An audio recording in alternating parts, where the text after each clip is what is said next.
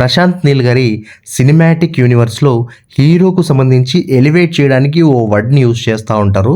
So అలా ఇప్పటి వరకు తను యూజ్ చేసినటువంటి వర్డ్స్ ఏంటి, తను తీసినటువంటి పాస్ట్ మూవీస్లోనే ఒకసారి గమనిస్తే కేజీఎఫ్ అండ్ సలార్కు సంబంధించి అండ్ తీయబోతున్నటువంటి ఎన్టీఆర్ చిత్రానికి సంబంధించి అలాంటి వర్డ్స్ ఏవి యూజ్ చేయబోతున్నారు అనేది ఒకసారి మాట్లాడుకుంటే, కేజీఎఫ్ విషయానికి వస్తే మాన్స్టర్గా మనకు హీరోని ప్రెజెంట్ చేశారు యష్ గారిని. సో మాన్స్టర్గా ఆయన్ని మనకు ఆ మూవీలో ఎలివేట్ చేస్తూ చూపించారు. ఆ తర్వాత సలార్ మూవీలో డైనోజర్గా మనకు ప్రభాస్ గారిని మన ముందుకు తీసుకొచ్చి నెక్స్ట్ లెవెల్ ఎంటర్టైన్ చేశారు. డైనోజర్గా ప్రభాస్ గారిని చూస్తూ ఉంటే నెక్స్ట్ లెవెల్ మాస్ అని అనిపించింది అనమాట కొన్ని యాక్షన్ సీక్వెన్సెస్లో అయితే.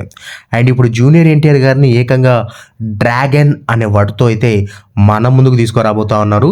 అండ్ మూవీ టైటిల్ కూడా డ్రాగన్ అని అయితే ఫిక్స్ చేసినట్టుగా తెలుస్తూ ఉంది. అండ్ ఫ్యూచర్లో ఈ మూవీ రెగ్యులర్ షూటింగ్ అయితే త్వరలోనే స్టార్ట్ అవబోతుందంటే కూడా వినికిడి వస్తూ ఉంది. జూనియర్ ఎన్టీఆర్ గారి బర్త్డే సందర్భంగా ఈ టైటిల్ని ప్రకటించబోతున్నారంటూ కూడా న్యూస్ అయితే వస్తూ ఉంది. మరి సో చూడాలి మరి ఏం జరుగుతుందో అనేది అఫీషియల్గా కన్ఫర్మ్ అయ్యాక మరోసారి మీ ముందుకు మరో వీడియో ద్వారా తెలియజేస్తాను. ప్రజెంట్ అయితే ప్రశాంత్ నీల్ గారి సినిమాటిక్ యూనివర్స్లో ఇప్పటి వరకు మాన్స్టర్ని చూసాం, డైనోజర్ని చూసాం.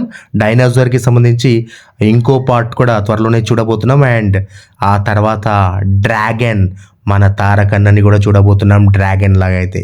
సో ఈ ముగ్గురిని కలిసి ఎక్కడైనా ఒక చిన్న తన సినిమాటిక్ యూనివర్స్లో ఏదో ఒక సీన్లో అయినా ఈ మూడు క్యారెక్టర్ని కలుపుతాడా అనేది ఆసక్తికరంగా అయితే మారింది మరి.